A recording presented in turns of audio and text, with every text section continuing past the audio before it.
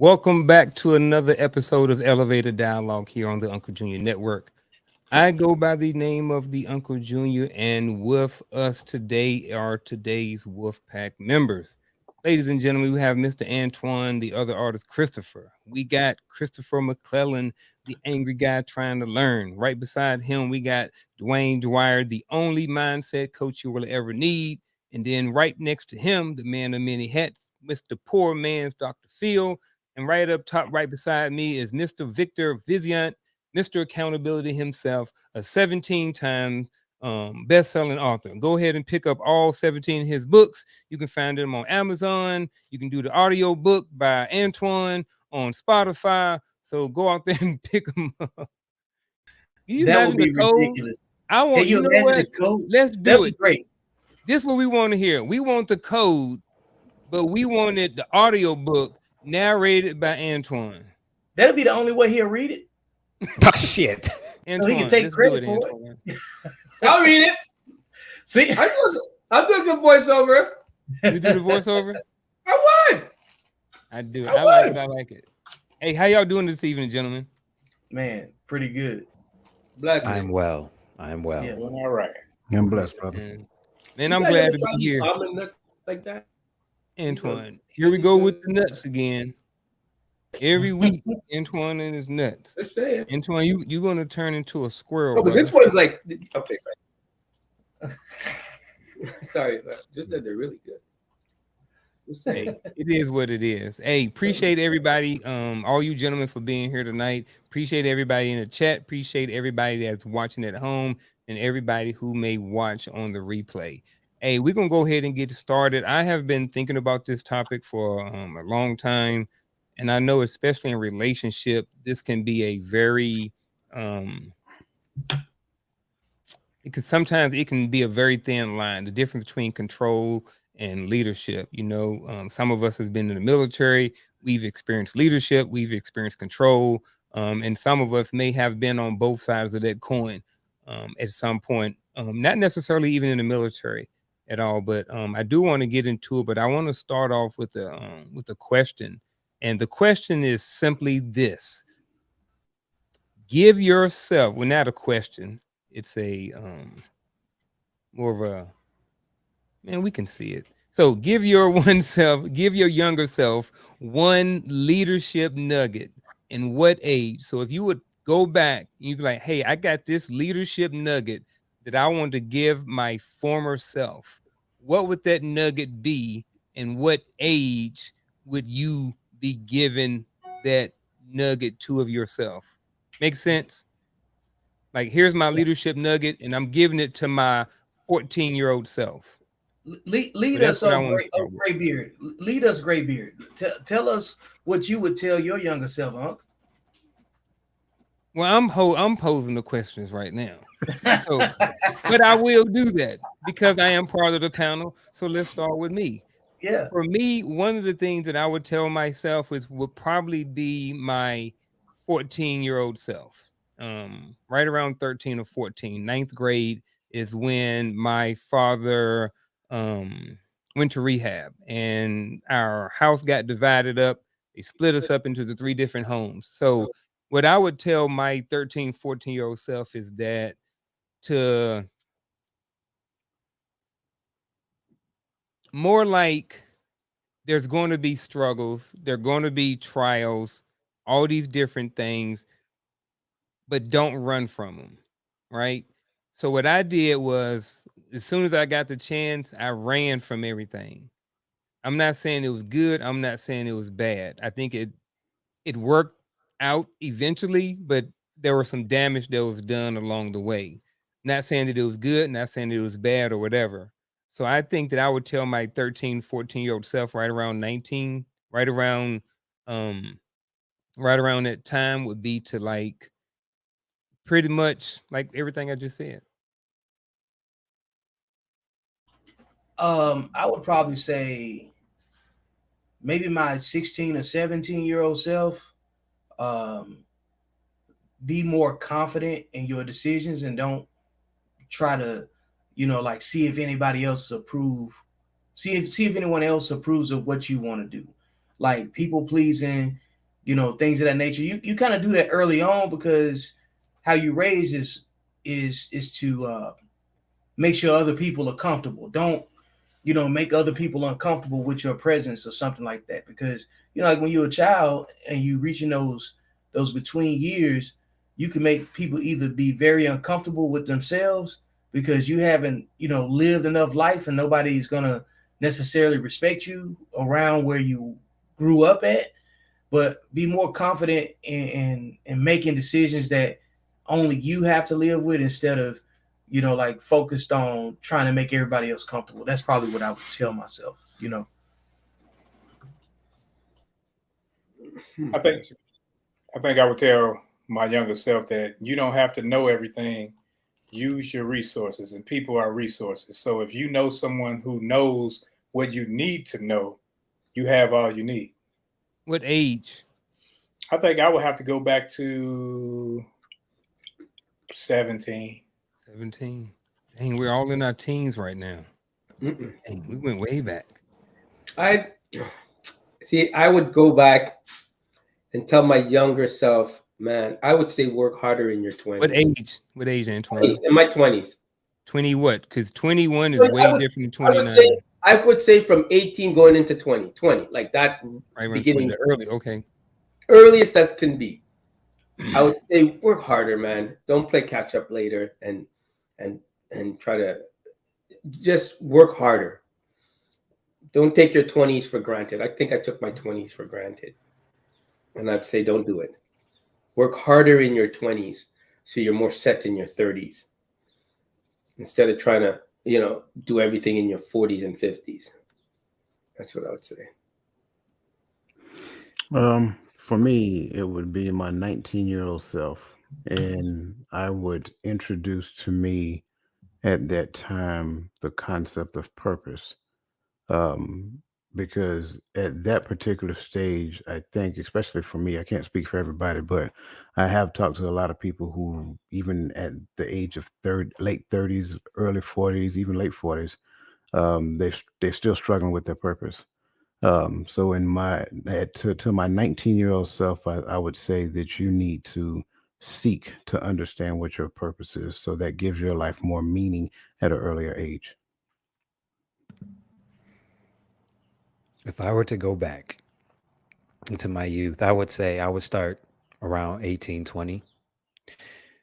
I would say that it is okay to be a leader. You do not have to follow what everyone else is doing just to be noticed or to be cool. It is okay to stand out, and it is okay to move in a manner that people will respect. It is okay to be different and to respect my team, because you cannot be a leader without a team. Hey man, I liked all those. Hey, shout out to Kavanaugh. Shout out to Dustin, man. He said he'd go back to 18, close his mouth and open his ears. I like that. And I really, I liked everything that everybody said. But it was something how we all chose like 20 and under. You know what I mean? From like 13, 14 all the way up into 18. I went the youngest. But as I listened to all of these, I think the one that stood out to me the most was the one Coach said, the purpose. Like I never even thought about that. Like I didn't really start coming into my purpose until I was in like my late 30s, early 40s. And, I probably started late 30s, didn't really understand it or realize the transition until I was in my early 40s. But man, to get that information at 19 and then apply it, oh my goodness, I could have went forward, projected my life 20 years, 30 years, who knows how far. I'm not saying that it would have changed anything, but I can understand like me now knowing what my purpose is and being on my purpose. I can only imagine like if a child or a young man at 19 would apply that and learn that, man, dude. Yeah, purpose, man. Like without purpose, you're just doing activities. And I feel like a lot of the guidance you take when you are in your, I guess, your exploratory years, where people are making suggestions that things that you could do, I think that people just tell you things that they would do, but they don't necessarily have a roadmap that goes with it. And not very many people that when you remember were giving you a roadmap that was, you know, something that they even would have done or could have done. They just imagined it, you know. Like when people tell you to go to college, sometimes that's the worst thing that you could tell somebody to go do that doesn't have enough self-discipline to, you know what I'm saying, function on their own, you know. Because if somebody had given me a different roadmap by the time that I was maybe 15, 16 or whatever, and had like my interest tied to maybe joining the military, I probably would have joined sooner and went to college first. You know what I'm saying? And then I maybe would have came back and went to school later. Who knows? You know, but like the information, the timing, and you know what I'm saying, and then really making a decision about what you want your future to look like. And I think too, you know, like it depends on the questions you get asked too. So that is very important. So definitely agreeing with the fact that Coach brought up the purpose piece, because a way to articulate that may change somebody's life. It changes people's lives, you know what I'm saying, today, even in casual conversation. So the main reason why I brought that up, if I may, I'm sorry, Roland, you're muted, bro. I think you're talking. Roland, you're muted. Roland, you're muted. We cannot hear you, Roland. I don't Oh, think he's he's on the phone. talking. He's on the phone. He's on the phone. Okay. Oh, he on the phone. No, so the main reason that I brought it to the table is for a couple of reasons. Number one, I think when you get a person focused on their purpose, what that helps them to understand that they do not have to take a blueprint from somebody else, right? They're trying to figure it out for themselves. That's the idea behind it. So they're going through the mental analysis for themselves, for their lives, what's specific for me, so forth and so on. But the other thing to me that I think is ideal for anybody at that age frame is that it helps them to quiet the white noise going on around them. Because you got all types of other distractions that catch hold of young men and pull them over here and pull them over there and all this other stuff. But when you're focusing on your purpose and you have that in mind, even if you don't know what it is, just to get you to think in that, you know, in that vein at that age, it helps you to understand that there is something out there specific for me. I can move in that direction and I need to be kind of laser focused on that. Sure, it's okay for me to live life because I know a lot of people like to live their best life. It's okay to live life, but living life outside of the parameters of your purpose is dangerous. Yeah, I definitely agree with that. Was you gonna say Young something? lady. Yeah, sorry about that, fella. My daughter, she had FaceTime me, so I was talking to her. But No, you good. that's why I always say you have to expose your children early and often to plenty of things, a plethora of things. That way they can find their niche, find their purpose, find what their passion is instead of just going into what's popular, because that's what most people do. They go, oh, well, this is popular and that's why I like this. I like it. But if you expose them to a gambit of things, then they can create their own little realm of what their passion is instead of going off of everybody else's.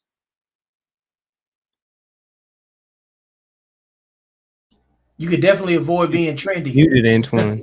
Oh, sorry. That's what scares me with these kids today. It's like they're getting exposed even without the parents' guidance. You know, they're just getting exposed to around the world and things that honestly they shouldn't be seeing at the age they're seeing it. Straight up, I'm telling you, it's changed the whole playing ground. You know, playgrounds are empty now. That's the sad thing. I apologize. I was trying to write the note down. I'm gonna need for later on in the show.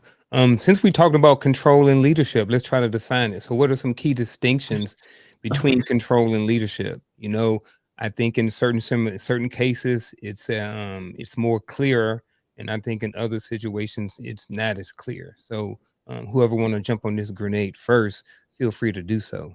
Are we talking about in a relationship or in one's Talk life? about whichever way Okay. you want to spin it. You know, you can talk about work environments, you can talk about relationships, you can talk about whatever it is you want to talk about. Just specify what you're talking about so the audience will be able to understand. I would say when you look at control versus leadership, a person that's controlling wants to make the decisions for the other person. they won't allow them to be cognizant or think freely within whatever realm, whether it's work, whether it's home, whether it's a spouse or whatever. When you are a leader, you give options and you allow them to cycle through their mind to say, hey, the best option for this might be this. And that's where you can actually lead. You can say, well, why don't you look at this or look at that? Whereas a person that's controlling to just say, hey, do it like this. Well, this is how I know how to do it, so do it like that. And that's the only way to get it done, instead of allowing that person to actually think and training that person to take your position just in case you aren't there. And most of us, we don't do that. We want to run it how we run it, and our way is the only way. I think there's a form of control. Like if you're dealing with something, you're trying to get a control of it. You're trying to handle it. You're trying to tame the beast, right? You're trying to control that. I think you're leading the people that's going to help you execute what you need to execute, right? Those are the ones you lead, but you're trying to get a control of the situation in which you're dealing with. That's what I think I would look at control. You can't control what others do. You can lead them, you can give them advice, do all that good stuff, but the actual control of the situation is your responsibility. I know you asked about distinctions, but I kind of want to give like an umbrella statement first. I think when you look at control and leadership, there's some similarities. First and foremost, I think both of them exist in the facet of either authenticity or illusion. So when you look at first and foremost for a person who is a leader, who have the legitimate power that was given to them through a higher authority, and they understand how to move from legitimate power using referent power and reward power all the way down through informal power, right? And the four aspects of informal power, they understand how to not just lean on the legitimate authority, but they understand how their character makes them a more well-rounded leader. On the other side, control is only granted through some sort of authority that actually yields it. Most people like to exist in a space to where they want you to believe that they have control based upon a thing, or make you believe that they are a leader based upon the stories that they tell you, or based upon the way that they carry themselves, and so forth and so on. So when you look at control and leadership, they can look very similar in certain spaces, because based upon the people that you're dealing with, they either want to control you through some sort of fictitious authority that does not exist. I'll give you a perfect example. Um, I hate to go here early, so forgive me. I give you a perfect example. We talk about it all the time. Pretty Women, at one point in time, that was a control mechanism. And so with that being said, men pursued Pretty Women for, and it's not just based upon the aesthetics, the appearance. It's aesthetics, it's appearance, it's hair, it's skin texture, it's body, body formation, all of that great stuff. So that at one particular point in time was a form of control. You heard it years ago. You got to use what you got to get what you want. That is control. And so when you look at it from that perspective, it's really not control. It's an illusion of control. Transition to where we are now. What you have now is people, men will say stuff like I say all the time. Pretty goes out the door after the word hello. Because at the end of the day, once we are already conversing, I don't really care how pretty you are. I want to understand your character. I want to understand who you are. And so now when we look at control versus leadership, again, the same thing on the other side of leadership, right? And most of us been in the Army, so we are in leadership positions based upon position or rank. But then by that same token, you have those people who did not have position, who did not have rank, but they were still what we would call informal leaders. So there are very clear distinctions between control and leadership, but there are also a lot of similarities. And what we have to do is be careful, especially when we're trying to use it in a detrimental fashion. I think both have an element of each. Like leadership has control and control has leadership. Like leadership might set philosophy. So to kind of go along with what Coach was just saying is that even in formal situations, leadership is the philosophy. This is what everybody's aiming towards, right? And then you put together control mechanisms to stay within the boundaries of the philosophy. You know what I mean? So you might be able to designate certain people that are capable of leading certain tasks, or meeting certain metrics, right? Because every metric still requires a level of leadership, because the leadership level can't be where you're telling every single person what to do. You should be able to tell it to a few, and then the few people that you tell it to should be able to accomplish said task through the many. If the leadership is quality, if it's been, and if the philosophy is something that everybody can buy into.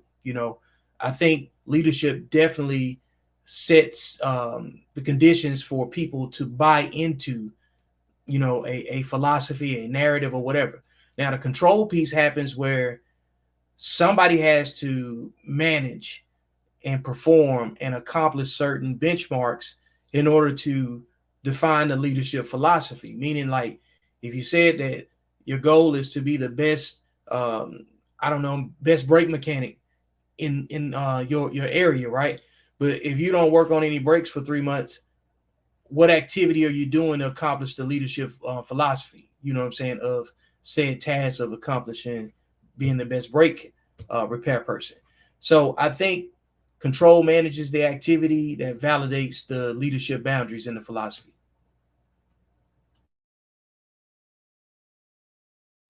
Did you want to add to Antoine? I agree with that, actually. Like I said, you only have control of the situation, what you're trying, and you lead the people that's going to come in and help you do what you need to do over there. Yeah, I get that, man. All great points, man. So Go ahead, Chris. this is me asking. I am asking a question. So would you say that actually I think Vic put it in the chat. Control is managing the situation, and leadership is managing to people to handle said situation. Yeah. Is that what I am getting? That's how I see it. All right. Yeah, when it comes to like performative, but like maybe relationship stuff, it has similar, like if it's a traditional relationship, it may have similar things in it. Like somebody may want to be in leadership over the entire relationship while other people in the relationship control certain things. So you have a trade-off of what's important to the other person, you know what I'm saying, and a mutual agreement, and you stay within the boundaries. That's, you know what I'm saying, that's how you work together. So here's what's getting ready to happen. I'm going to play this clip, and then we're going to talk about it. 53 seconds long. Whoever want to jump on it first, feel free to do so. Remember, the topic is control versus leadership. Where are you off to? To errands. Why? And she split up with her boyfriend. And? And she wanted someone to speak to. There's a thing called a phone. It's not quite the same, is it? Not my problem. It won't be that long. No.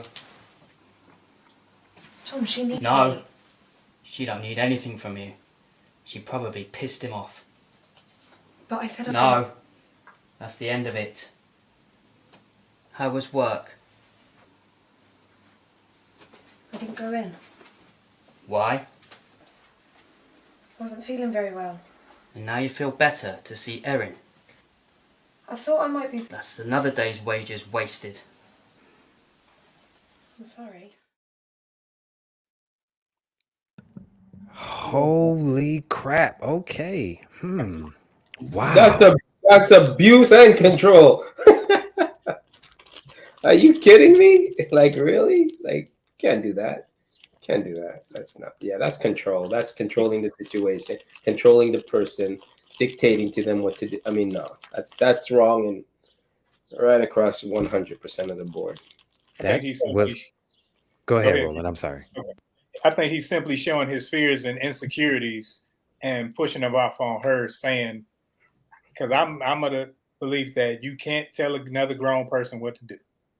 I mean, you can, out of respect, they should respect you, But when you don't feel that respect, when you scared that your desires won't be met, you control, you manipulate, and he might well be her dad.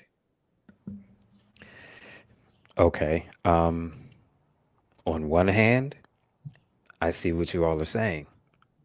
But on the other hand, and this may have me looking a little weird when I say this, but I can kind of understand where he is coming from.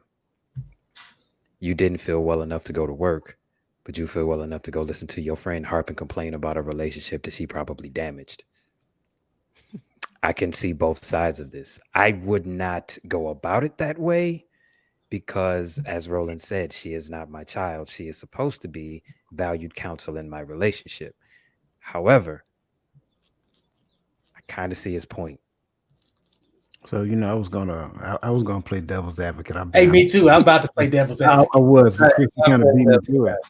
But here's the other side to it as well. There's so many unknowns that led up to this conversation that anything outside of what you can physically see with your eyes is an assumption.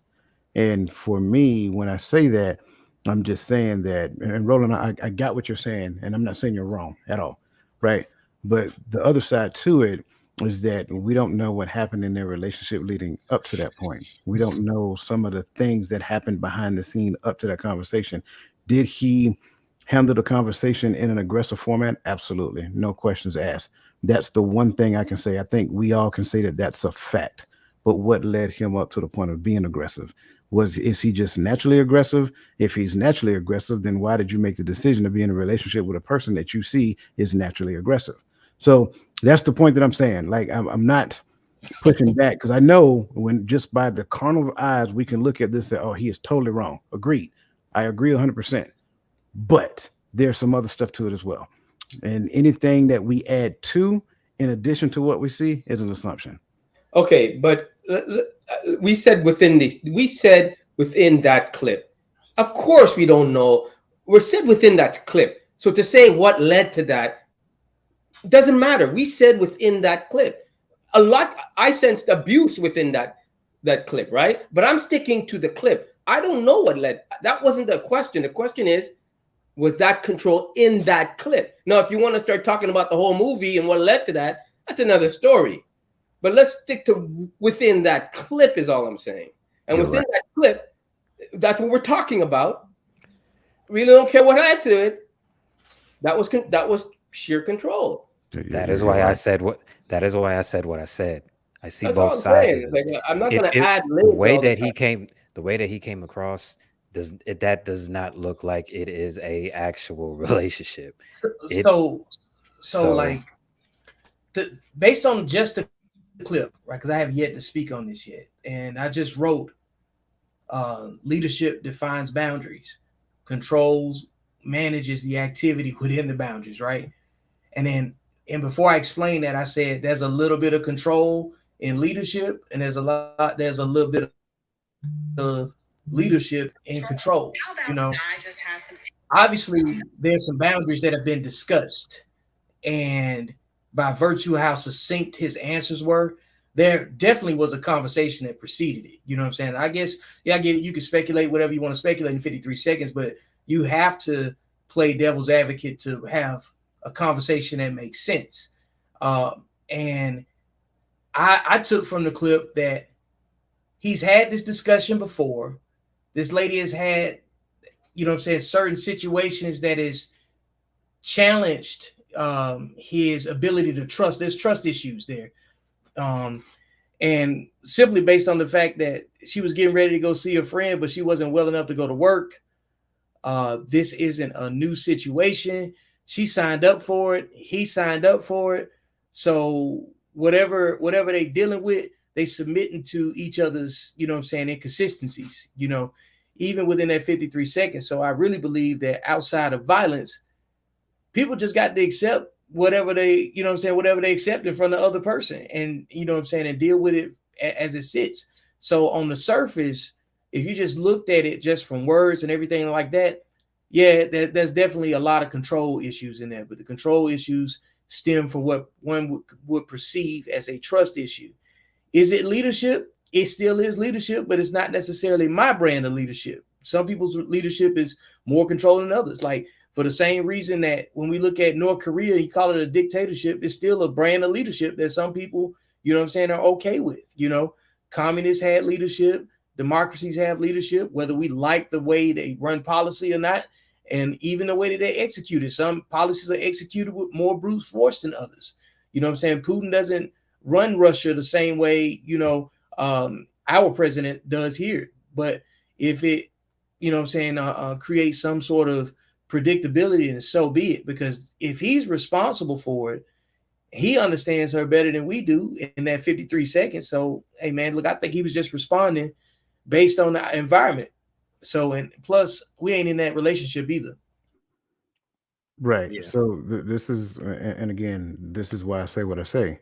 When we're looking at it from a leadership and control aspect, this is why I started off with legitimate power when it comes down to leadership, right? Because the control that exists in the span of leadership comes from a higher authority if you subscribe to that. Now, moving forward, you chose to be in the relationship, you're in the relationship.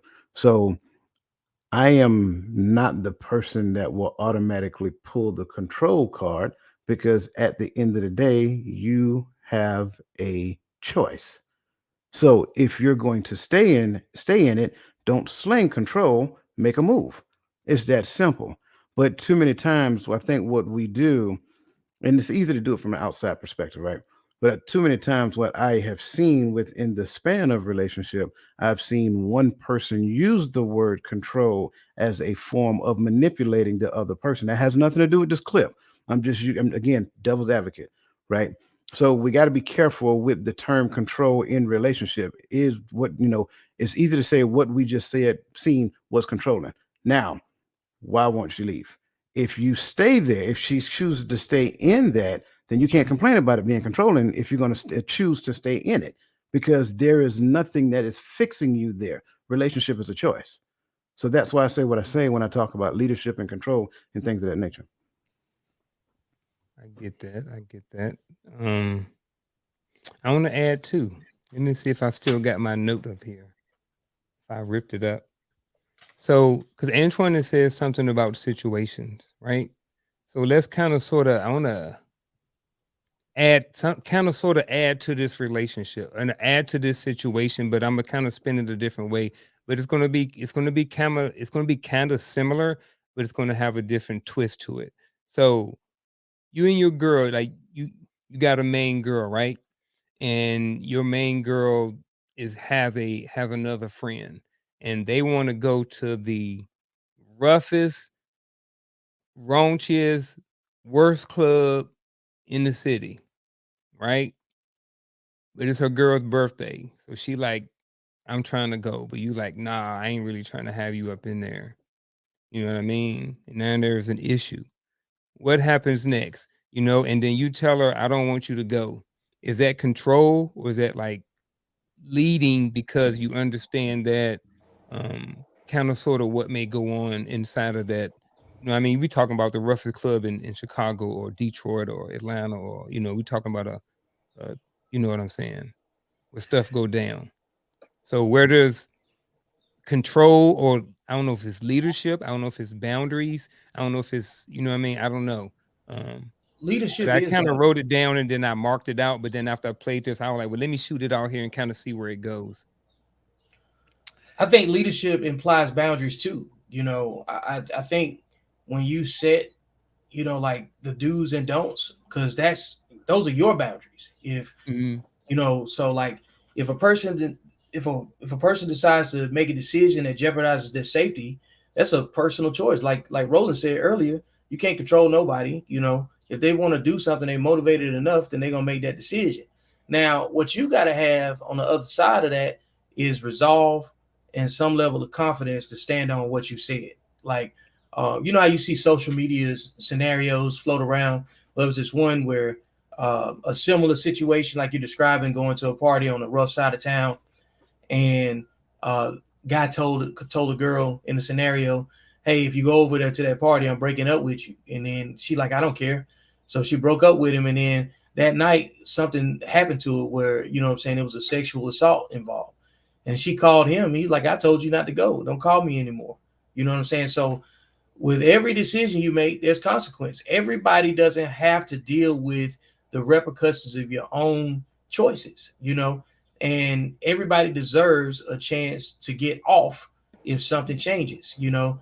And a lot of times people ride the merry-go-round of speculation without giving the other person a chance to make a decision. So to some degree, that's a manipulative behavior, especially if it's done intentionally. Some people are very indecisive and manipulate people unintentionally. But in that situation where I just gave the scenario to add on to yours, everybody reserves the right to disengage as they see fit, because if that person chose to go to that party regardless, everybody gets a chance to make a decision that makes sense for them. But you know, This is I why would I say previously if stated you're that. gonna go, go ahead, Chris. I'll go after you. This is why I previously stated before when we had the live stream about protection that there's no difference between control and protection, because control involves a set of rules that you need to follow. I would say with protection though, here's the main piece. Just because you want independence doesn't mean it automatically comes with protection. You know what I'm saying? Like independence means that you can afford protection. No, And that is where I was going. Yep. That is where I was going. The You only cannot protect someone who was willingly throwing themselves to the wolves. correct. You know, If so you are going like to the roughest and toughest club in your city after I asked you not to, you are going to get what you get because I asked you not to do it, and I am not doing it to control you. I am doing it because I am supposed to protect you. Protection is supposed to be preventative.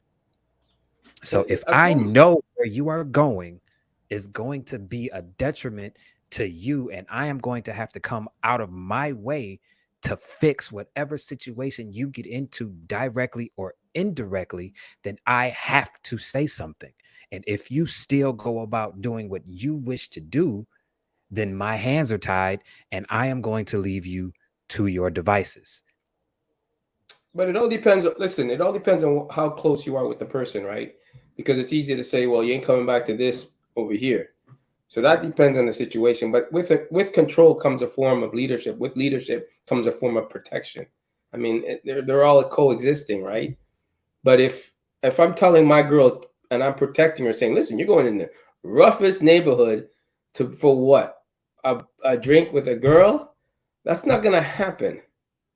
I don't think it's going to be a discussion. I'm telling her it's not going to happen. So that's my role. In that situation, Antoine, when you tell her no, are you being controlling or are you leading? I'm leading her. Or are you setting I'm leading boundaries? her. I am controlling her, the situation, and I'm protecting her with my leadership. Is that not what the guy was doing in that clip? No. Right?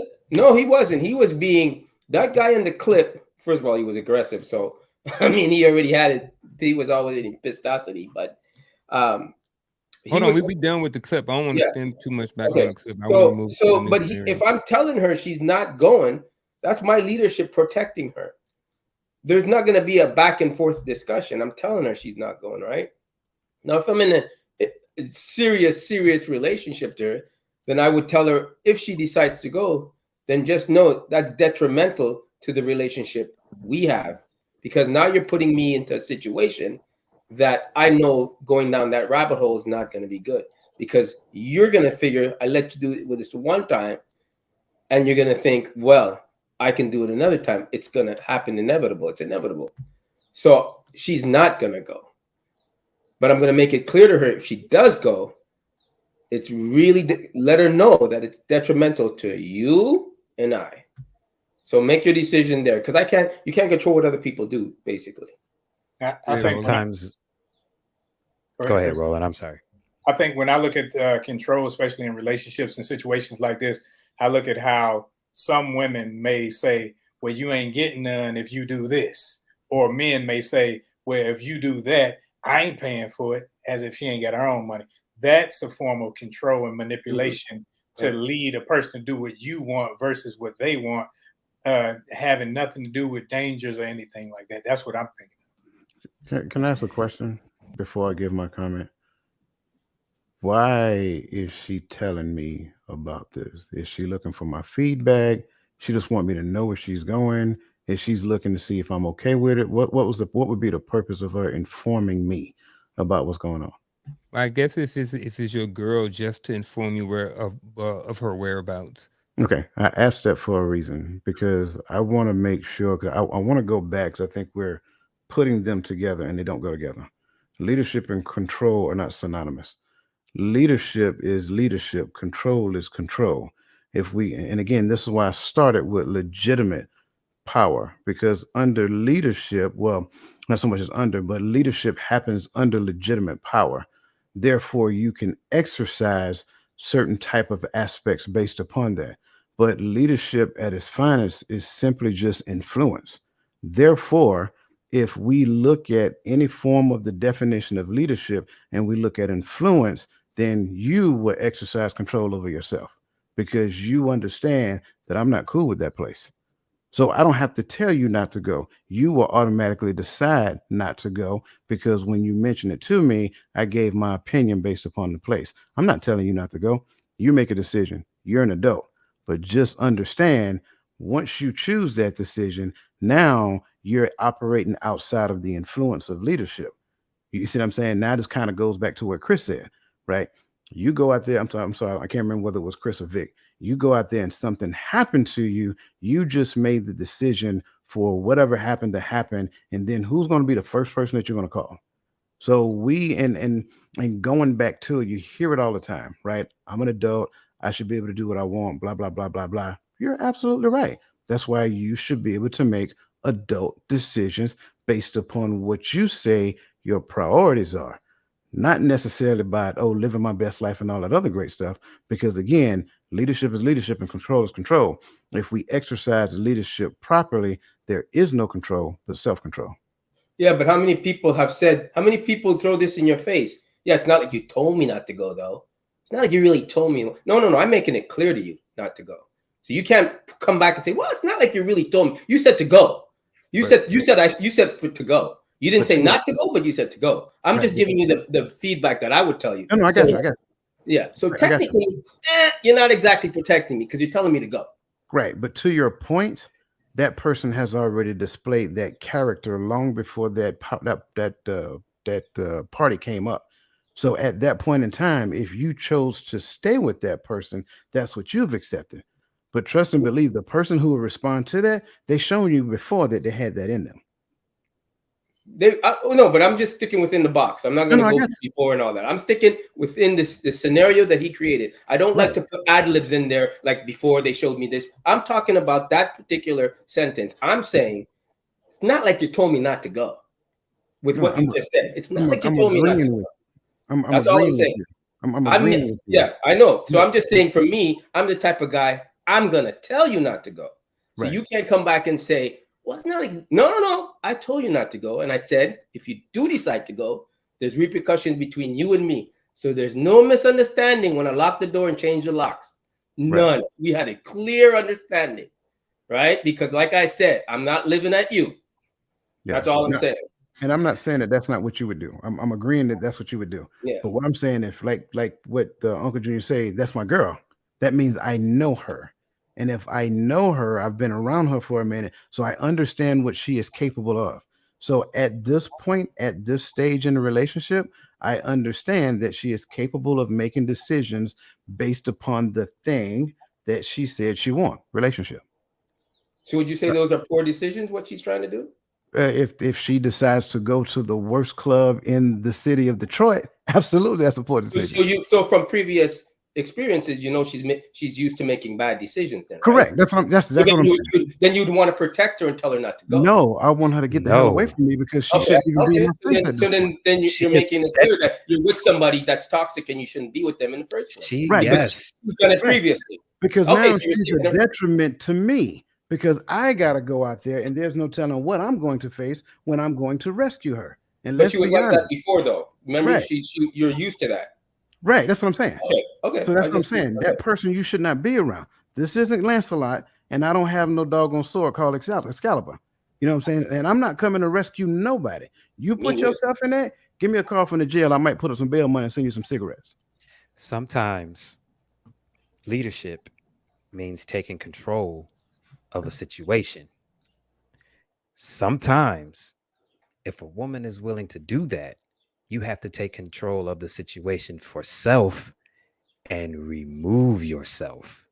Because if she is going to make a decision like that and put you in a position where you have to do something out of your norm on purpose, then you do not need to be with her, because she is not of sound mind, or she believes that she can do whatever she wants and somebody is going to save her. I say this all of the time. You cannot act independently in a union, because it is about the union. I do not believe in protecting people, men or women, that put themselves in positions on purpose. Like they are not smart enough to understand that what they are about to do is dumb. And it can be very, very bad for everybody. And if you are not willing to listen to me and not think that I am trying to control your every move based off of the information that you gave me, then you don't need to be with me, because I am not trying to control you. I am simply saying, if you go here and you know this is bad, something bad 9 times out of 10 is going to happen. Now, if you want to stop in, have your drink, say happy birthday, and come home, that is different. But if you are going in there and partying and having drinks like this is the girl party or whatever, you can stay there and I am going to leave you to your own devices. You're muted, Antoine. Yeah, I'm like going to to say say it something. again. So that means she's been doing it all along, and you finally hit your boiling point. I'm saying, if from what Garfield is saying, within the square of that box, this woman was a good woman. She's a good woman. She's just I'm assuming, in my mind, she's just making this one decision now because she's not like that. Obviously, I've been with her, so she would know that ain't happening, but she would know. So I'm saying, within that square box, if you know you've got a good girl, she's not used to making decisions like that. That's why you're with her, right? So now she decides to make a decision like that. I'm asking from that standpoint, do you let her go or you don't? If we have the conversation and she still decides to put herself in danger, yes. No matter how bad it hurts, yes. Because at the end of the day, she is going to Okay. do something that is going to cause me to do something out of pocket. And I do not want to get put in that situation. I should not have to get put in that situation, especially if you know better. She's not dumb. Like you said, she has been Right. doing this before. She is not stupid. I do not believe in patronizing women and treating them like they're children when they have a sound mind. If you are going to do that after we have this discussion, I'm leaving. Call the police. Do not call me. I am not coming, because I told you what I thought about it, and I knew that 9 times out of 10, this was going to happen. Protection and leadership is preventative sometimes. I think when you're in a relationship, as what we're talking about right now in this discussion, is that you're in a relationship to protect each other from yourself sometimes. I think that that's part of the leadership call too. Everything you gentlemen were saying, if you go back and watch that previous video clip for 53 seconds, fits exactly what I was trying to explain about that guy. You don't want to assume the liability from her bad decision making, right? Especially if you have to have a strategic exit, like Antoine brought up. Like, you have to consider the weight of the relationship depending on the choices you make, right? Because Antoine's looking at it like, well, you can't get divorced overnight, and if you got a whole bunch of stuff, tied together, you have to be able to, make, a strategic call. Everything you gentlemen were saying is exactly why I read the devil's advocate side of how that guy was talking to that chick, you know what I'm saying, on the 53-second clip. Everything you guys saying is about him assuming responsibility and liability for her mistakes. And leadership steps in when a person has made a series of mistakes, not control in terms of, because she obviously had some independence about herself. She was getting ready to go. She already, called off from the job. So she has you know what I'm saying, some level of independence. But if she's made mistakes in the past, like Antoine highlighted, Coach brought up a pattern of behavior, you know, even Chris spoke on it, and Roland did too, in terms of like somebody stepping in and making a decision when that person's cup runneth over with issues and it runneth onto your plate and you are still responsible for it. Sometimes you have to step in and say, hell no, because like, here's the other part too. You can't have the least amount of resources and think you can make the rules when other people have to come in and clean up behind you every time you make a decision. And we're talking about not treating adults like children, but you responding to the behavior you're seeing presented. Okay. So all of us at some point had to be reined in from something, you know, when we didn't know as much as what we know now. And people don't have the same experiences that we haven't had the same liability that we've had, and don't necessarily have the same obligations, because most people have a tough time taking care of themselves individually. Those people that can't take care of themselves individually are going to make your life hard. We all understand that. So if they are demonstrating a behavior that's going to cost you some level of heartache that's unnecessary, all for the sake of being defiant and competitive instead of complimentary, then you definitely need to exit from the situation. Like the guy in the clip really don't need to be doing nothing with her. You know what I'm saying? But because he has to, because obviously they have some connections, like Antoine said, he can't easily pull away, then the line gets blurred between, you know, control, leadership, manipulation. It becomes very ambiguous. But understand something. Somebody is always reflecting what is being projected. So if a person is being defiant, it's a lack of trust. It's not just being defiant. They don't trust you. You see what I'm saying? So it's a much bigger indicator than what we're looking at. And I think that at some point you have a right to exercise your boundaries, just like they exercise their boundaries, but understand that the outcomes of you exercising your boundaries are going to look different than the, you know, the other person exercising their boundaries. So this is why I always say you can only have the outcomes that your personal accountability can afford, and it has nothing to do with money. It has nothing to do with anything more than your personal accountability. So people react based off of your personal accountability. They reflect your personal accountability. So if you're reckless, they're going to treat you reckless. That's why I would say to have, if that's why, like in the beginning, when I talk about relationships and it's a 50-50, that's why I believe that you get all this, like the girl that I would be with wouldn't even entertain the thought of asking me. She would just tell her friend, I know him, he ain't gonna let me go anyway, so forget me. She wouldn't even, because she would know. I would look at her like, what are you wasting my time for? I got to do something. Like, you already know. Is that control or leadership though for you? That's her knowing my personality, that don't waste my time with garbage like that. I have no time for it. But do you consider that to be control or leadership based on the way you said that? Well, she doesn't need to ask the question because she knows I'm not going to entertain the thought of answering it. She doesn't. We know each other so well. Like, if I know she does not like to go to the gym with me, I know she doesn't, right? And there's this one event at the gym that I really want her to go with me. I ain't even gonna bother. I'll probably slip her a note, but I'm not gonna entertain the thought, and I don't want her to entertain the thought of asking me. I don't want that because I got more important things to do than to tell you no. That's what I'm trying to say. Like, I think you should have that level of understanding with the person you're with. Just like she would know there's boundaries that I would set between me doing things too. I wouldn't say, oh, I'm going out with my buddies that I drink it. She know I don't drink like that. So where you going? I wouldn't even tell her I'm going. Like, no. That's all I'm saying. Go ahead, Roland. I think leadership inherently means that I have I'm responsible. I'm the responsible party.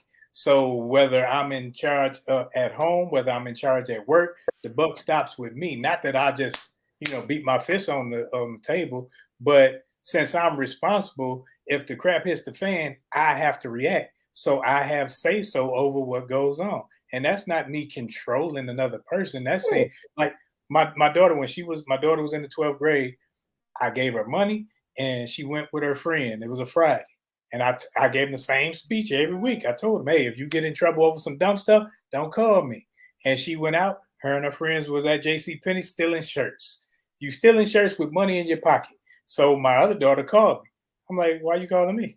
So then, click, I hang up. So she called her mother. Her mother called me. I'm like, I'm not getting her out. I told her before she left what the consequences were.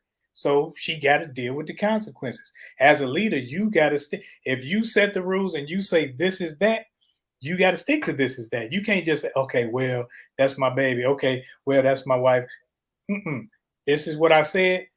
And it's not the point that I say. Now, if I say you can't go because it's dangerous, that's different from me saying you can't go because I'm scared you're going to leave me for another man. Because if it's that, then I have some trauma to deal with, whether it be in my past or within the relationship, and we may need to separate. I like that. I like that. And I hey, like that, appreciate everybody who's watching tonight. Appreciate everybody who's in the chat, all those different things. I appreciate y'all gentlemen, all y'all opinions, all y'all words and everything that's been said so far. And you know what? And since y'all know everything, and some of y'all already kind of talked around it, but let's go on and punch it. So at the end of the day, can effective leadership exist without an element of control? And explain. No, I don't think so. Somebody has to set the boundaries. Like, yeah. That's why I said explain it. And that's just what I said earlier. Like, there's an element of control within leadership, and there's an element of leadership within control. It's like, look at it as a yin and yang. You know what I'm saying?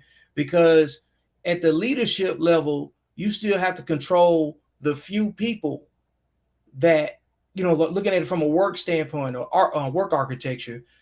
Leadership is ran by a few people that can influence many people, and then the many people influence everybody else with the leadership that is being given to them, you know, provided.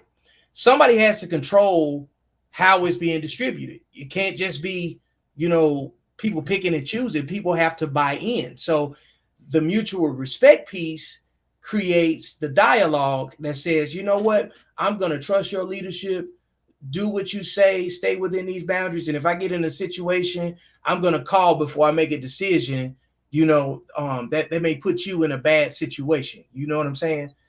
They have to be symbiotic, because if you have leadership with no control, you might be in a situation where you have a dictatorship. Because if you have control with no leadership, you have, you know what I'm saying, a different, you don't have democracy anymore, right? So, like, I think control and leadership is a true type of mutual respect, and it requires empathy. I think one has more empathy than the other, because control don't care. You know what I'm saying? But leadership has to have empathy to come up with a reasonable strategy to get people to buy in. You can't get people to buy in without empathy. I think that all leadership has control elements to it. It's just like we live in the so-called United States of America, yet I live in Texas. And if I cross a Texas boundary, I can't say, well, we do this in Texas, in Mississippi, because they're going to say, well, in Mississippi, these are the controls. These are the laws. These are the, this is how we lead over here. So when you're talking leadership, whatever you set your boundaries, your laws, your rules at, that's what the control measures are. Control has to be in everything. So this is where I sound different, because effective leadership means a commitment that actually exists. When a commitment exists, the leader does not have to exert control. And I'm going to even say this. This is how simple I see it. I'm going to control the situation. Hold up. It's a bad area. I'm going to lead. You're not going. That's it. I took control of the situation. It's a bad area. Making his point. Let Coach finish making his point. No, that's what I'm saying. Like, when you look at effective leadership, right? You look at effective leadership. This is the difference. You got leadership and effective leadership. So under the concept of effective, that means that both parties, the leader and the led, have accepted the commitment to something higher than themselves. So the leader does not have to exercise control, because the led have already made the commitment to what it is that they're working towards. Vic, I like the fact you brought up the work scenario, because the work scenario relationships make sense. Anytime an employee does not conform to what the parameters are with their works, with their what do you call it, the job description, If they do not conform to the job description and the behavior that is listed under the core values of the company, this relationship will be severed. That's it. So if you can't control yourself, then the control that the leader exhibits at that point is the one that extends the boundary and puts you on the outside of it.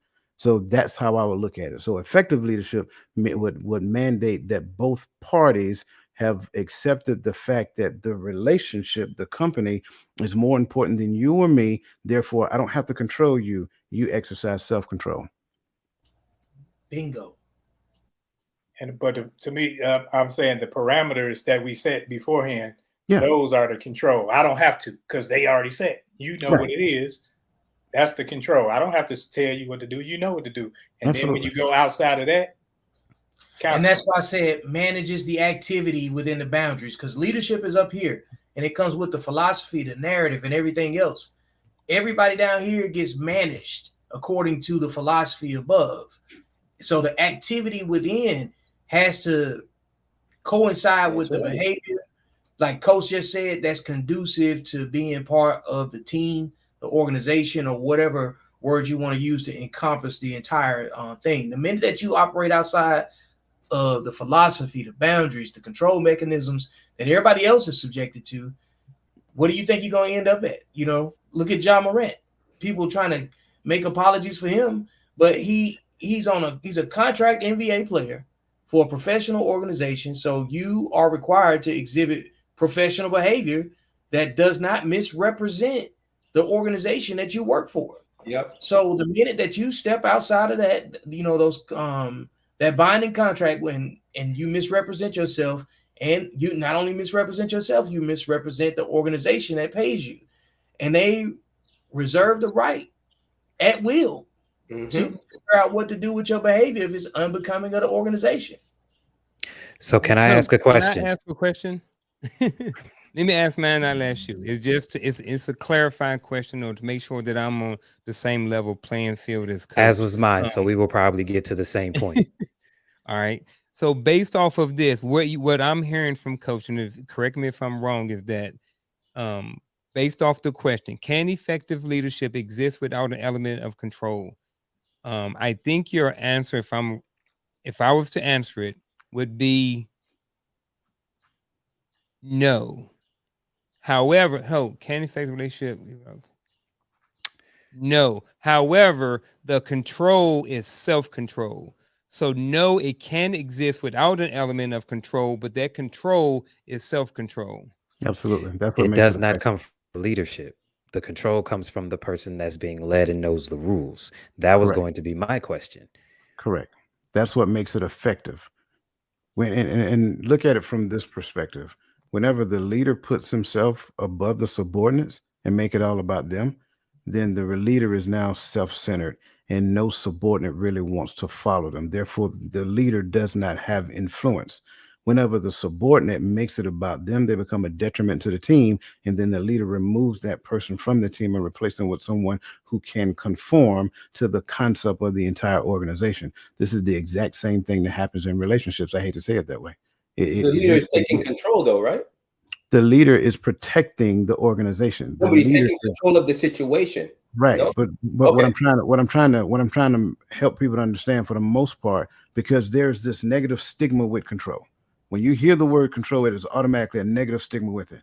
But sometimes what you have to understand is that the relationship, well, not sometimes, all the time, until people understand that the relationship is the most important person in the relationship, not you or me, then you're always going to say, well, what about me? What about me? What about me? And you will hear it in the midst of conversations.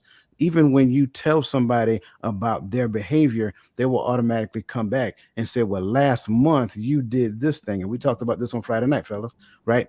That's just that person who is refusing to take responsibility for their own behavior because they're trying to render themselves innocent and not even realizing that, again, the relationship is mandating us to have this very difficult conversation so that we can come back in agreement with the reason why we came together. So if we cannot do that, then at that point, now the element of control comes in to where we have to sever ties and then find a replacement for that individual. in certain scenarios, like on the self-control piece, if you can't control yourself, you lose the freedom to control yourself. You know, like if you want to act wild out here and not control your emotions, don't be shocked when you have some legal ramifications that go along with the behavior. And guess what you know? Guess what you don't have anymore? Freedom, independence, and somebody else is controlling you, you know, or managing your activity throughout the day. Like I was saying before. So like effective leadership is very key. And if you can't submit to it somewhere, somebody will make you submit to it. Because if you can't control yourself, somebody else will. But I'm going to say, even reading that question, the effective leadership exists without an element. I'm going to say leadership cannot exist without control.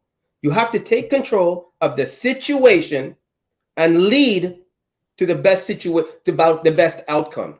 But you're taking control of the situation.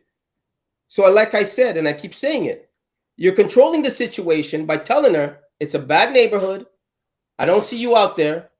I don't want this to come between you and I. I'm taking control of that. And I'm leading you and telling you in a protective way, don't go. See, I mean, it has to have some form of element of control. It has an element of control, Antoine. I think the element of control is the rules that we set. So if I say, hey, we don't do this, that's not how we roll in this house. Right. That's, you know, we set these rules. So you trying to go, the leader still falls underneath the rules. So he's not above the rules, and he's not saying, well, I think this and I think that, I say this. No, we said this. So this is what guides us. So neither one of us is above it. You can't go above it by doing this, putting yourself in harm's way. That's not how we do. If you do that, but if you're because that's the part that gets missed. I think sometimes with this control thing, they forget that everybody falls under the same rules. Like there's not a different set of rules. If the rules are we don't do this, then that comes down to me too. I think a lot of times you're indirectly controlling this. I mean, you are controlling the situation, but you are not controlling the person. You can't. That is the distinction. That is the distinction. You can't control you are not controlling other people. You are controlling how you act in your situation. Everyone up here has said self-control. Right. That is what it is about. These are the rules. This is what we laid out. This is what we need to happen. If you plan on going above that, we are going to have a conversation. And if you still choose to go above that, then I have to exhibit a level of self-control and go on about my business. Right. That is what it is. Controlling the situation could be just that. Leaving. That's what I'm talking about. I'm not talking about control because you cannot make anybody do anything. Right. You can just say, this is what I think. I think this is a bad idea. You can do what you want. I do not control you. However, there is this thing called consequence. I want to add to that as well, because I don't want, because again, we're talking situational, and we got to make sure that we understand situations don't happen frequently, right? I mean, let's just be completely transparent. Situations happens periodically. So when a leader needs to control the situation, it is only because the people in the situation do not know how to exercise based upon observation, how to take control of that situation and make the necessary decision needed. And going back to Roland's point, and Chris, and I mean, everybody really, like at that particular point in time, the leader steps in and makes the decision for the team for the greater good. Like Roland said, nobody's outside of the rules. But here's another part I want to add. Leaders, especially when it comes down to effective leadership, effective leaders know how to bring the best out of a person. So let's not forget that, because if we purely talk situational, we're missing the key point to this question: effective leadership. So don't get mad because I take control of the situation today, but the last 10 weeks, you were greatly appreciative of how much growth you've seen in your life because I was able to help you bring the best out of you in situations that you experiencing now. And you're comparing them back to when, 5, 6, 7 years ago, and you see that you're handling those situations totally different and you're pleased with the outcome. I like it. Hey, gentlemen, great feedback on everything so far, man. I think one of the things that, when we're looking at this, and this is exactly what I'm getting ready to talk about or want to throw out there real quick is social media. Like, this is a social media platform. Guys come over here, women come over here to get information. The information that we are saying today can potentially influence someone's life. So with that being said, how do societal norms influence our perception of control and leadership? I think social media has made it convenient for everybody to feel like their input is sought after. I think a lot of people offer a lot of unsolicited advice, and it gets gobbled up very quickly, and you know what I'm saying, it rebranded as a new lifestyle, way of thinking, a philosophy. You know, narratives are very easy to create, you know, and everybody thinks that their input is useful and valid. So I think it stops people from thinking of, you know, speaking when being spoken to, because social media has made it where anybody can access you if you participate and use it. And sometimes you get a lot of inexperienced people at the table with a lot of experienced people, and people are having unnecessary exchanges with the wrong people. So I think that in that you see a lot of people with a lot of status get into the wrong scuffles with the wrong people, and they put themselves in disadvantaged situations. They end up losing their jobs. They, you know, I think everybody has to recognize that every fight is not for them, and every invitation to a fight doesn't have to be answered. I'm gonna answer it real quick, and then I'll let you guys jump on it to finish it up. So how do societal norms influence our perception of control and leadership? I think you can look at certain different spaces on YouTube and social media, and what you can find is you can find a lot of people over here who may look like that they're putting out leadership information, but they're really putting out control tactics and vice versa. I think, like to Vic's point, there are some good people out there. There's some bad people. If you look at this platform, like I said, this platform is a tool that has been created to be able to give back information. And you know, at some point, some people may be influenced by this. Certain people's perceptions may be switched, altered, changed, or may even stay the same based off of social media. So, you know, I think social media has its place. I don't think there's necessarily anything wrong with it. I think it's, you know, for us, we're using it as a tool to help and to support, you know, but I also understand that there's a negative side of that as well, and how certain people can get wrapped up in the wrong influencer or the wrong information, and it can send them on a downward spiral. Even in their relationships, they're getting information from certain, you know, this certain pill group or whatever like that on social media, and they're trying to take that into their life, and then they're trying to apply it in their situation, but they're applying wrong or ineffective information. So I think that that's one of the negative sides, and how societal norms influence our perception on control and leadership. I would say for me, so social media is a great outlet to find out things and what you want to do, and you know, fixing things and stuff like that. But people have to realize social media is not real. You don't know the person. You don't really know what's going on. I mean, just because you see him in a Lamborghini doesn't mean he owns it. Just because he says he has, you know, 50 billion whatever, doesn't mean. You have to look at it from an objective point of view. I think that, like, you have to reference. If you look at it and you see something, then you got to ask questions about what you just saw. You should have that person in your life that you can bounce questions off of. You should have that mentor in your life that you can question. But you shouldn't look at social media as the end all be all. I know a lot of people do it now. You know, people are making millions off of it for views and likes, but they're telling you what you want to. There is an element of telling you what you want to hear, so you come back. There is a marketing part of it. So I think people have to step back and realize it's not real. It's there as a tool, but it's not real. You have to do your research behind it. And I think if you separate the two, you know, it'd be better. Y'all heard it here first. Everything that Antoine said is not real. Fake news. Don't get me started, man. I got a good one next week. You muted, Roland. when we're looking at social media, we're not necessarily looking at society.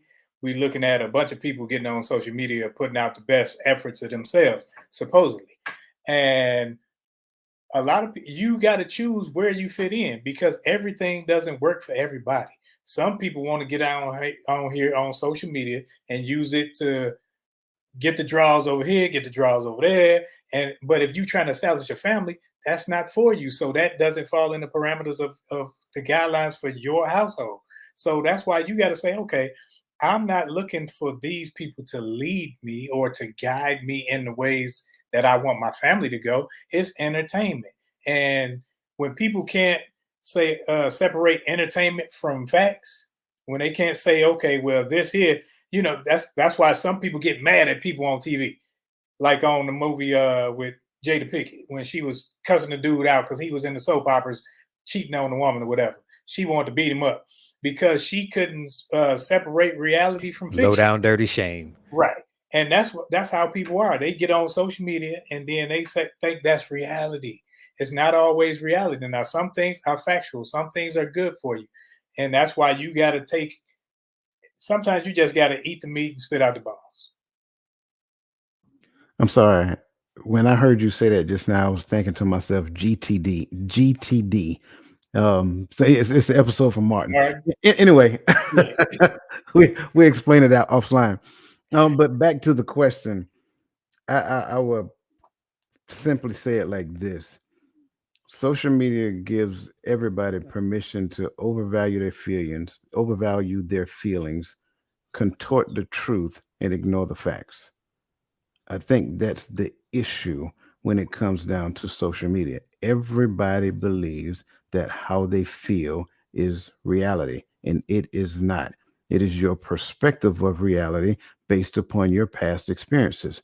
That's it. In fact, you have limited awareness, so you can't even see the authentic nature of reality. You only see it through the lens of your awareness. Therefore, social media is saying how you feel is important. And you hear it when people talk. I feel, I feel, I feel. In my mind, as soon as I hear those first two words, I automatically know that everything that's coming afterwards is an opinion. And the problem is that in social media, everybody believes that their opinion is facts. Why? We overvalue feelings, we contort the truth, and we ignore the facts. And I think that kind of sums up everything what you just heard these gentlemen talk about. I am going to also state that societal norms has removed consequence, because everybody believes that they are right, even when they are not. There's always a way to spin it to make them look like the victim when really they were the perpetrator. That would be where I would start. I think societal norms influence our perception of controlling leadership, because bullying and shaming have been removed from what used to be societal norms and used to get results, enforce boundaries, or you got people that had a different type of resiliency. I'm not saying it was useful. It just produced a certain type of people, I think technology definitely influences societal norms. So even if you think about what societal norms are founded on, like every era has something that is their major issue. Like for instance, the generation of soldiers that went to, or military members that fought in World War II, they were regarded as the United States greatest generation. And somebody would argue that they weren't. Just like when during music has influence on society, for a period of time, people refer to like the best era that they grew up in based on the music that they had to listen to. You know what I'm saying? So you see it all the time, like with TV shows, when they talk about like what happened in the 2000s, and they talk about like how tech influenced everything, right? So I think technology has a big influence on, the way control and leadership is influenced, the way it's manipulated, because here in the Western world, we may have a beef about something that's related to gender equality, and it's just a discussion for us, but somewhere else is ethnic cleansing taking place because they saw the same thing, and they reacted to it way differently. So I think boundaries are relative, when it comes down to it, and outcomes as well. So I just think that every era has its own level of societal norms and what's acceptable and what's not. I got a I appreciate all of those. I got a situational question. Roland had kind of talked about it. So I want to know, based off your opinion, is this control or is this leadership? And it's more so coming from a parent perspective. So I understand some of y'all may not be parents, but you may have an opinion from a child's perspective. So Roland had talked earlier about exposing your children to certain things like exploring and doing different things like that. So what happens as a parent when you are wanting to send your child out and expose them to do and try and explore the world and try new things, and then they tell you, you know what, I ain't really trying to do none of that stuff. So when you make them do that, or do you make them do that, and how does leadership or control play a part in that right there, in the decision making on what you do going forward?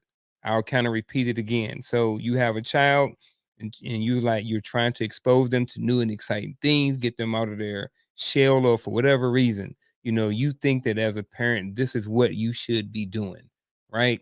So with that being said, you say, hey, I want to get my child out, expose them to this, this, this, and this, but they like, yeah, I ain't really trying to do that. So the next steps, leadership versus control. What happens after that? Hope I was clear enough. I think, I think I got the most and the oldest kids on here. And I think I've learned that since you're developing young adults and them to become adults and thinking adults, hopefully, you allow them to be a part of the process of choosing some things that they would like to do, but you're not just going to do nothing. See, when you can't just say, okay, well, you playing football. They want to play the violin.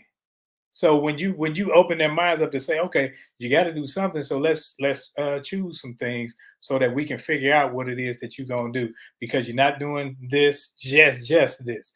You got to give avenues where it's just like asking closed-end and open-ended questions.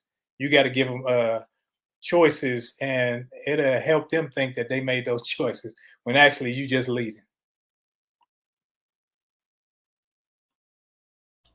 I think Roland, what he just described was empowerment. Leadership requires you to empower people. And again, remember earlier when I said empathy, that's the difference. See, like control is just black and white. Leadership is empathy. You got to understand the human element in order for you to be able to communicate effectively with the people that are underneath your leadership. So Roland getting his hands dirty in that scenario, describing, like what he would do to help get his child on, what I'm saying, on track of some sorts. That's empathy, what I'm saying, being demonstrated, true empathy. And because like you said, you're not going to just do nothing. You basically tell them you're going to figure something out. But so you need to think for yourself.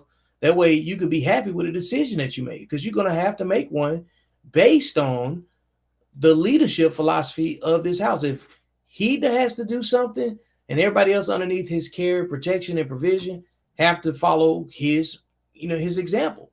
So when you lead by example, which Roland is describing, you also teach by example, which is what Roland is describing. In order to teach, you got to be able to display empathy, and it's got to be effective, and it's got to be, something that the other person feels empowered about. Yeah, I was going to say the same thing. It is different. The telling your child you are going to do this, as opposed to saying, what are you good at? What do you want to work on? Let's do that. That's different. You understand what I'm saying? It's that part, the part where you said you're going to do this because you're going to do something, and and it's going to be this. That's the controlling side of it. But the leadership side of it will say, Hey, what are you good at? What are you passionate about? What do you really want to do? All right, let's find a way to make this happen. But you cannot do nothing. I think the youth nowadays, to Vic's point and to Roland's point too, kind of, sort of, I think the youth nowadays would be better at moving forward in their lives if they knew that the ideas that they had to move forward in their lives were their own, as opposed to you telling them what they are going to do. You understand what I'm saying?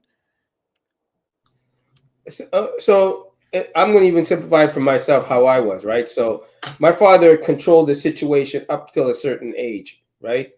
When I could make my own decision and decide what left or right. But he took control over everything up until that point. We didn't eat, sleep, and breathe until it was a certain age where he said, okay, what do you guys want to do with your lives? You have to implement these strong boundaries, these strong, especially today with kids and the access they have outside of you, right? So it's a different time back then. But too many of these people are not willing to put their foot down, and take that leadership role to say no, right? And that's why they're running wild, and you got all this happening, all that happening. You're looking around going like, Jesus Christmas, like, you guys read? Like, no. And I think up to a certain, you control your kid. Control, yes. To make sure he doesn't fall, put his hand on the stove. You control him up to a certain point. And then after that, you have to back the reins a bit and let him develop who he is as a man. But the initial beginning stages where you want to mold him and make sure he does things right and make sure everything's cool and taking care of him, that's a form of control. And you should implement that control because there's nobody else to blame but you. And I think too many people are scared to take that helm, The way I was raised, you'd call it abuse today, but I never did drugs, never did anything stupid. I was in a straight line. That's all I'm saying. I think control shows up when people are irresponsible. Yeah, irresponsible. Explain that. You just said like your dad had to control you. Up to yes, I'm under his roof. I'm going to school. I'm going to college. Because younger Antoine that needed his father to control him was probably undisciplined in some ways, irresponsible in some ways, inexperienced in some ways. Control comes into play in the absence of experience and and you're young. Exactly, you're young. You're a young child. Yep. You're a young child. You don't know nothing at 10. You know nothing at 8. You know nothing at 14. You know nothing at 16. You're thinking with your other head. Leadership without control. That's all. And this is exactly why you can't have leadership without control, because what Antoine just described is just that. Hey, I appreciate it so far, man. Appreciate everything. We're about to get into the final thoughts, but before we do, I want to thank everybody who has been here tonight, tuning into the chat. All of those great things like that. I really appreciate all the feedback. I know I wasn't able to get to everybody and mention you name by name, but again, thank you so much for tuning in tonight. We're going to go around the horn real quick, and we're going to complete and finish up this episode with our final thoughts. Antoine, let's roll. I'm going to take a firm stance on this leadership and control, right? Because I will control my kid growing up to a certain point, because he's under my roof and my guidance and my protection, right? And the first thing I have to think about is my family and making sure they grow up in a straight line. After they get to a certain age, I pull the reins back and I let them develop in who they are. But the initial stages in the beginning, when they don't know nothing, you don't know nothing at 16. I don't even think you know anything at 18. You get a little curious at 18, but you don't know nothing, right? And at 20, you're starting to see what you did stupid at 18. So the first forms of a kid's life and development is making sure that he has the best tools possible to move forward in life. And if it doesn't come from you, it doesn't come from your parents, you are the first line of defense for all that. First line of defense for protection. That comes in a form of control. And to that kid, it's not control. To that kid, it's looked upon as guidance. And too many people don't want to put that foot down and make it guidance and control. So they let them, I can't do this. I can't do, your child is dumb because you're not giving him any leadership to move forward with the right things in place. So you have to take control in the beginning. And then when he starts to develop who he is, his curiosities, then you pull the reins back and you become that guiding force for him, right? And then when he goes off track, you pull him right back in and go, no. You know, it's that whole bird thing. After the bird flies away from the nest, your job is done. And I think that for me, there's a strong sense of control within leadership, depending on the situation. And if I know I'm putting the one I love or my significant other, and I know I'm going to put the control in her to let her know that's a bad situation you're putting yourself in, the leadership in me is going to tell her not to go. Now, if she's stupid enough to break those two roles, then she knows she's going to be smart enough to know the consequences of her doing that, because now she's jeopardizing what we have. But all this should be in a form of discussion, how things are made. You set the boundaries, you set the rules. Yes, rules. Yes, you set the laws between you and her. All that is part of the communication part that you have an understanding. So first of all, she wouldn't come to you with a stupid question like, can I go to that's gonna put me in harm's way? No. And she's gonna know that the friend that you don't like, because you know why you don't like her, she's gonna know no, she's not gonna bother you with stupid stuff like that. You're right. She's gonna come with you with things that make sense. And I think that's a very good part of leadership, and vice versa. I may make a stupid decision, and it's her part to put me in check and go, you did that the last time, it didn't work out too well. So let's try a different approach. My job is to go, you know what, you're right. That's it. Ladies and gentlemen, that's Antoine Christopher, 555-555-5555. I'm done. Control versus leadership, striking the balance. I am going to say that I learned a lot tonight. I learned that control and leadership are symbiotic and not all the time synonymous.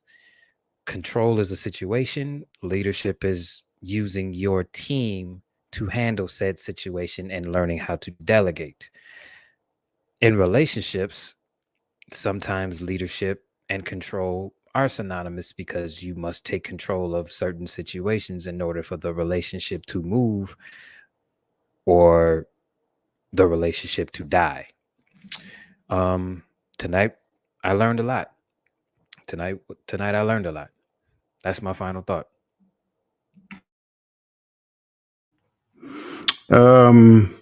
Control versus leadership. I can do the leadership conversation all day. I would say, to start off with, immature leaders use control and make it the norm. I think that's one of the biggest issues that they experience and run into as they start to get comfortable in their role of leader. And you will find that in organizations, you will find that in households as well. As that leader starts to develop, they start to move away from control being the norm to only using the control to benefit the relationship, because they understand the relationship is the most important person in the relationship. An immature follower will actually use the word control to manipulate the leader because they don't want to conform to the agreement that both the leader and the leader and the led made in the beginning. So I think that's something that we have to keep in mind. Leaders develop and they grow. That's the key that we have to keep in mind. Leaders develop and grow and mature into the facets of the role that they're actually occupying, hopefully so that they can develop the lead. And so if the lead actually, has made a commitment to the role, to the actual organization, to the relationship, again, made a commitment to the organization or the relationship, I think that's also deserves to be said and thought about again. Makes the commitment to the organization or the relationship, then they don't mind being led and they understand that the leader has their best interests at heart. Leaders lead by example, and the leaders' examples would be the rules, the laws, the guidelines, or whatever the individual, whether it's at work, you have guidelines. At home, you have guidelines. In the States, driving down the street, we have these things called speed signs. If you disobey with the speed signs, you can get a ticket. And that speaks to you, not necessarily the laws. So when you agree, whether you agree or disagree, you agree by either staying in the relationship, staying in the vicinity of the laws, or whatever said situation is. But a leader falls under subjection and leads by example to let you know that it can be done, and this is how we move over here. Now, if you want to do it some other way, you can do it over there. But as a person leads and the people follow, you'll see we all prosper and we all get to our destination.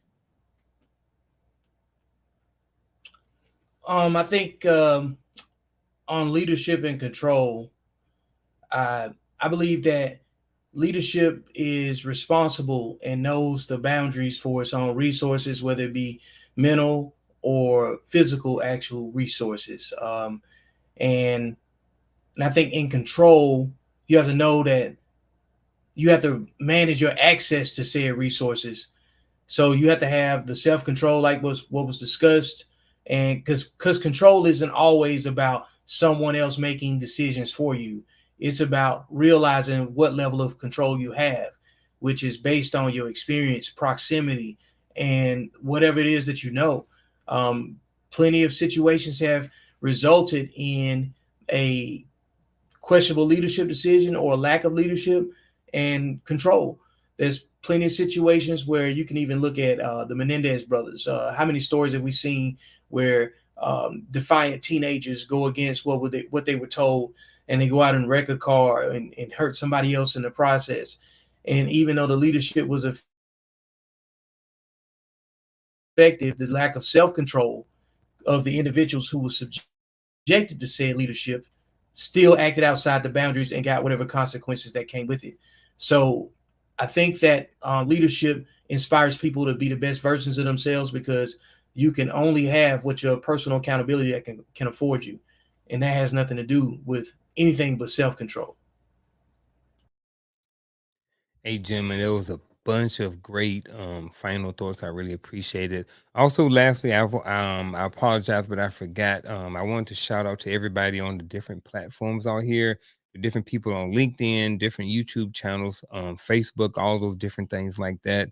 And if you're on Facebook, you can check all of the videos and stuff like that are on our different separate platforms. But you can go to Uncle Junior Network, Code Talk, Cross Table from Chris.